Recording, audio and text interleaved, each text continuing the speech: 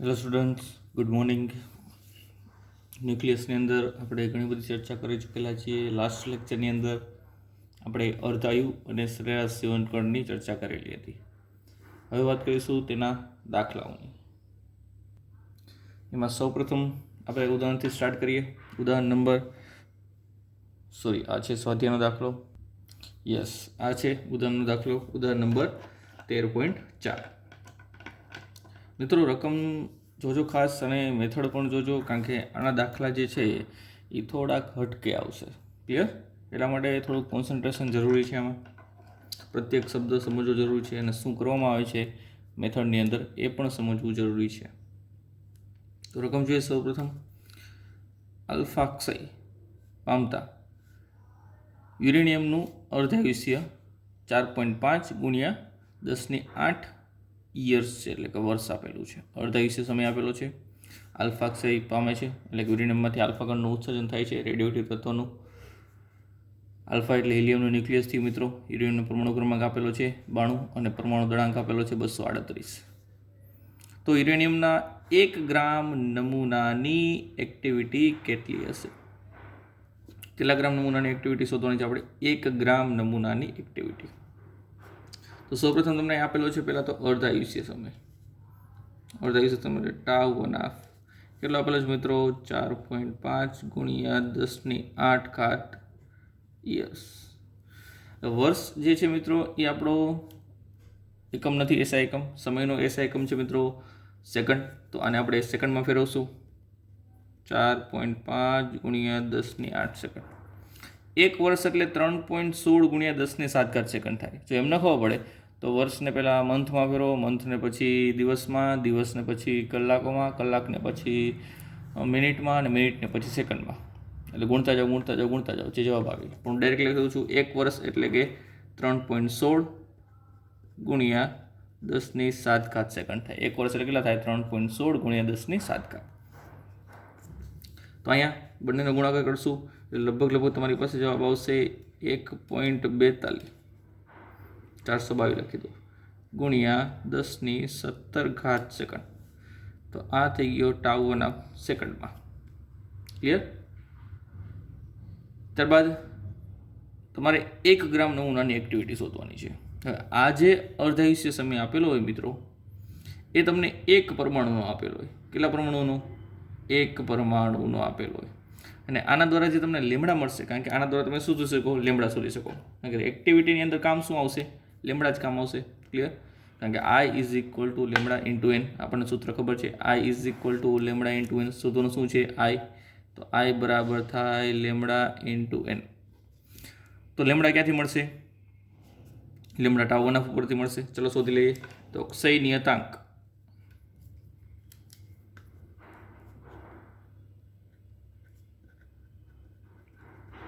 નિયતાંક lambda માટે tau one બરાબર 0.693 lambda. તો લેમડા બરાબર 0.693 છેદમાં tau one half. Tau one હાફની વેલ્યુ છે મિત્રો યસ 1.422 ગુણ્યા 10⁻17. ક્લિયર? તો આ થઈ ગયો લેમડા. આ લેમડાને એમ રાખી કેલ્ક્યુલેશન પછી છેલ્લે કરીશું, એટલે વારે ઘડીએ કેલ્ક્યુલેશન કરવી ન પડે. આ થઈ ગયો લેમડા. હવે ઘટે શું? n. n એટલે કે સંખ્યા. કેટલા ગ્રામની એક્ટિવિટી શોધવી છે આપણે? 1 ગ્રામની.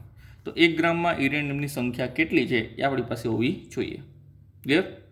ચલો, હવે પરમાણુ દળાંકની અંદર 238 જેટલા પરમાણુ દળાંકની અંદર એટલે 238 ગ્રામમાં કેટલા પરમાણુ હોય? એવો ગેટ રોંગ જેટલા. એ આપણને ખબર છે. એક નાનકડી રાશિ મૂકીએ કે ભાઈ 238 1 મોલ એટલે 1 મોલ એટલે કેટલા થાય? 238 ગ્રામ થાય ને. 1 મોલ એટલે 238 ગ્રામમાં એવો ગેટ્રો અંક એટલે 6.022 ગુણ્યા 10⁻23 જેટલા શું હોય? પરમાણુ હોય. તો આપણે શોધવાની છે 1 ગ્રામ નમૂનાની એક્ટિવિટી. એટલે 1 ગ્રામ દળની અંદર 1 ગ્રામ દળની અંદર કેટલા પરમાણુ હોય? ધારો કે હું n કહી દઉં. તો અહીંયા nની સંખ્યા પણ તમને મળી જાય. n બરાબર 6.022 ગુણ્યા 10⁻23 છેદમાં 238. તો અહીંયા તમને એની સંખ્યા મળશે મિત્રો 25.3 ગુણ્યા 10⁻20. આટલા પરમાણુઓ 1 ગ્રામની અંદર મળશે. ચલો હવે લેમડા પણ છે અને એન પણ છે, તો તમારે એક્ટિવિટી મળી જાય, એટલે કે વિભંજન દર મળી જશે. તો વિભંજન દર અથવા તો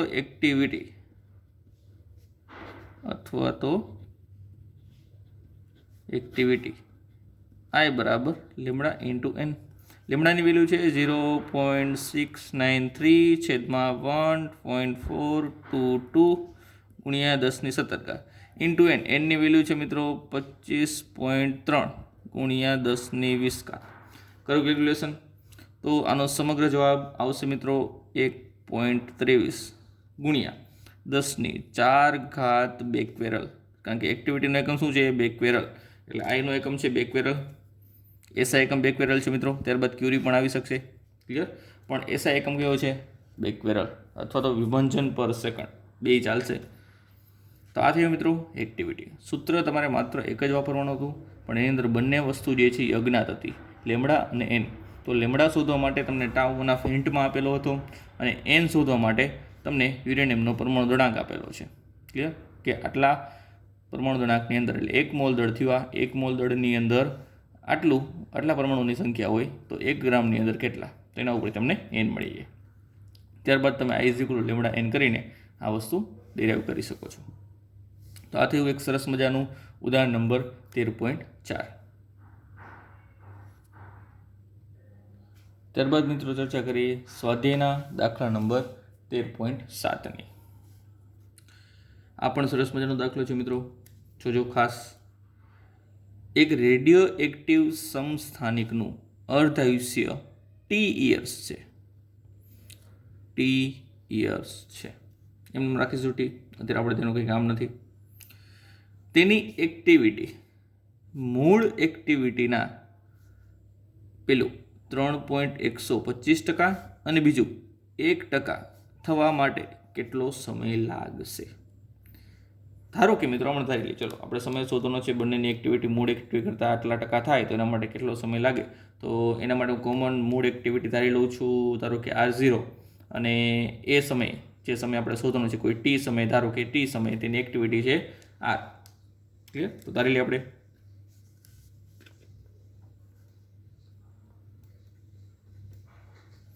ધારો કે T બરાબર 0 સમય એક્ટિવિટી R0 છે, અને કોઈ T બરાબર T સમય જે આપણે શોધવાનું છે એ સમયે એક્ટિવિટી કેટલી છે? ધારો કે R છે. કેટલી છે? R છે. એ સમયે એક્ટિવિટી કેટલી છે? R છે. તો એ પ્રમાણે મિત્રો તેના અવિભંજિત ન્યુક્લિયસની સંખ્યા પણ હશે. એ સમયે અવિભંજિત ન્યુક્લિયસની સંખ્યા N0 છે, અને આ સમયે અવિભંજિત ન્યુક્લિયસની સંખ્યા કેટલી છે? N છે. આ કોમન વસ્તુ રહેશે બંને માટે, ક્લિયર. ચલો હવે સ્ટાર્ટ કરીએ.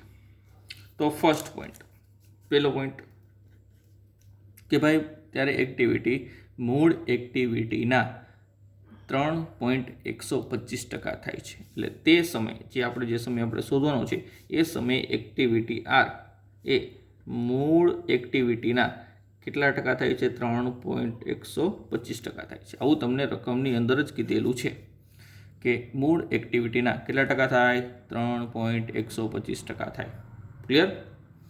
તો ધારો કે મિત્રો હું R0 ટકા કાઢી નાખી આ મેળામાંથી, પછી R0 નીચે લઈ આવી, તો આ થશે મિત્રો 3.125%. કાઢવા માટે શેના વડે ગુણવું પડે? કેટલા વડે ભાગવું પડે? 100 વડે ભાગવું પડે, ઇન્ટુ R0. R0 ને નીચે લઈ આવો મિત્રો, તો R/R0 બરાબર થશે 3.125/100. આવું સમીકરણ આપણને કંઈક મળે છે. આને એમ નામ રાખીએ, આને સમીકરણ નંબર 1 કહી દઉં છું. હવે આપણે જાણીએ છીએ કે I = મિત્રો તમને કીધું હતું એક્ટિવિટી તમે આર વડે પણ દર્શાવી શકશો, એક્ટિવિટી આઈ વડે પણ દર્શાવી શકશો. ક્લિયર? તો તમને ટેક્સ્ટબુકનું થોડીક મેથડ લખીશ, એમાં અમુક જગ્યાએ હું આર વડે પણ દર્શાવીશ ને અમુક જગ્યાએ આઈ વડે પણ દર્શાવીશ. ક્લિયર? એટલે તમને બેની અંદર મિસ્ટેક ન થાય. એટલે મૂંઝાતા નહીં કે સર આર શું લખે છે. મિત્રો આર પણ એક્ટિવિટી છે, રેડિયો એક્ટિવિટી છે, આઈ વડે પણ દર્શાવીશું અને આર વડે પણ દર્શાવીશું. તો આની જગ્યાએ આઈ અને I0 લખવાની જગ્યાએ મેં આર અને R0 લખેલું છે. ક્લિયર? એ ચોખ્ખોટ કરી દો તમને. ચલો, તો આર એ રેડિયો છે. તો જેમ આપણે આવું લખતા સૂત્ર કે સર આઈ બરાબર લેમડા ઇન્ટુ એન, તો આઈની જગ્યાએ હું આર લખી શકું, તો આર બરાબર લેમડા ઇન્ટુ એન થશે. ક્લિયર? તો અહીંયા લખીએ હવે t બરાબર 0 સમય માટે R0 is equal two lambda into N0 અને t બરાબર t સમય માટે R બરાબર લેમડા ઇન્ટુ N. ત્યારે મૂળ એક્ટિવિટી અને પૂરી ન્યુક્લિયસની સંખ્યા, ત્યારે અમુક ટકાની એક્ટિવિટી અને અમુક અડધા કે બાકી રહેતા વિભંજિત ન્યુક્લિયસની સંખ્યા. લ્યો તો આ બંનેનો ગુણોત્તર લ્યો તો આવું થાય R/R0 બરાબર લેમડા કેન્સલ N/N0 થાય કે ન થાય? પણ મિત્રો R/R0 એ તો તમે સમીકરણ નંબર 1 માં કંઈક આપેલું છે ને. શું આપેલું છે R/R0? તો R/R0 તમને આપેલું છે 3.125/100 ઇઝ ઇક્વલ થશે N/N0. હવે ખાસ ધ્યાન રાખવાનું, આપણે ભવિષ્યમાં ક્યાંક આવું ભણી ગયા છીએ ભવિષ્યની અંદર કે જ્યારે કોઈ ટી સમય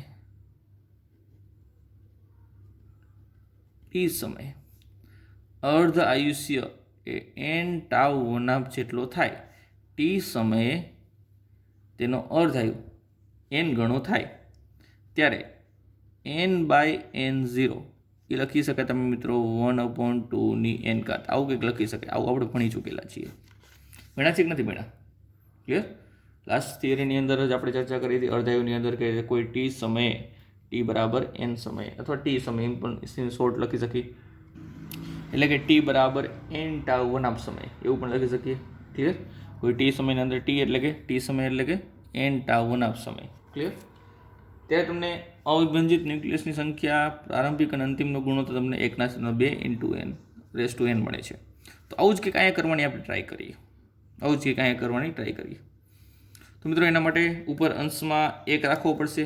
અંશમાં 1 રાખવા માટે ઉપર 3.125 વડે ભાગીએ, નીચે પણ 3.125 વડે ભાગીએ, તો N/N0 ઉપર 3.125 વડે ભાગતા આવશે 1, નીચે 3.125 વડે ભાગીશું તો જવાબ આવશે 32. 100 ભાગ્યા 3.125 એટલે જવાબ આવશે 32. 32 એટલે 2ના ગુણાંકમાં આવવું જોઈએ. 2ના ગુણાંકમાં આવે જ તે 2 દુ 4 દુ 8 દુ 16 દુ 32. ફરી વાર બોલું છું, 2 દુ 4 દુ 8 દુ 16 દુ 32. ક્લિયર? એટલે 2 ની 5 ઘાત થઈ. તો આની જગ્યાએ હું લખી શકું N/N0 બરાબર 1/2 ની 5 ઘાત એટલે 1/32 થાય. તો જ્યારે મિત્રો આ સમીકરણને તમે આની સાથે સરખાવશો, ત્યારે n કેટલો મળશે તમને? 5. એટલે કે N/N0 ઇઝ ઇક્વલ ટુ 1/2 સાથે સરખાવતા nની વેલ્યુ કેટલી મળી? 5 મળી. હવે આપણે શું શોધવાનો છે? સમય શોધવાનો છે. તો ટી સમય બરાબર n/1 થયું. જે ટાઉ1 આપતો તમને અગાઉ જ આપી દીધો છે. જે ટાઉ1 આપતો તમને મિત્રો રકમની અંદર જ આપી દીધો છે. જોઈ લો ટાઉ1 કેટલો છે? t years. ક્લિયર? તો તે સમયે જે સમયે આવી બન્યું એ સમય હશે મિત્રો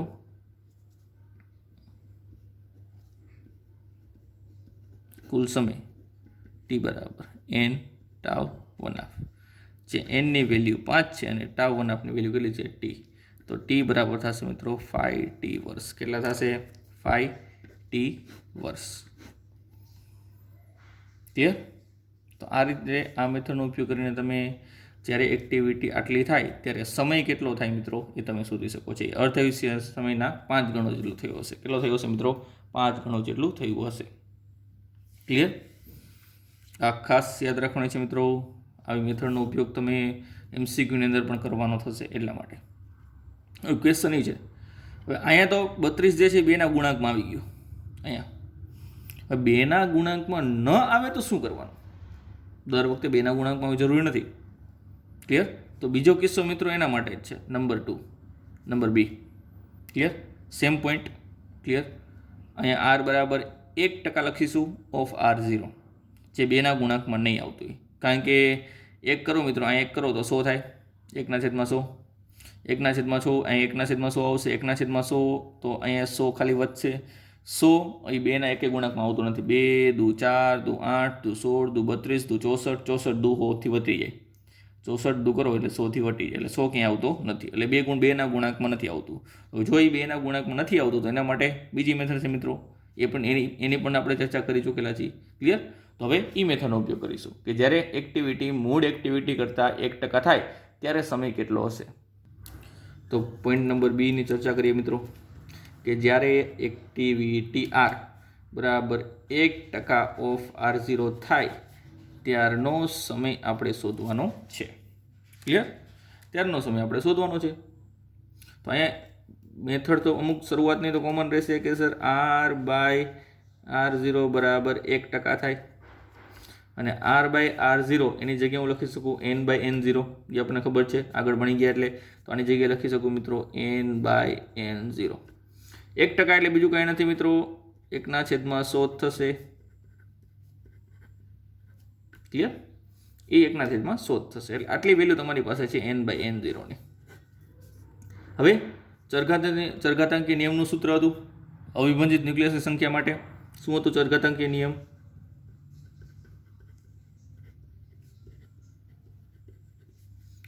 N બરાબર N0 e⁻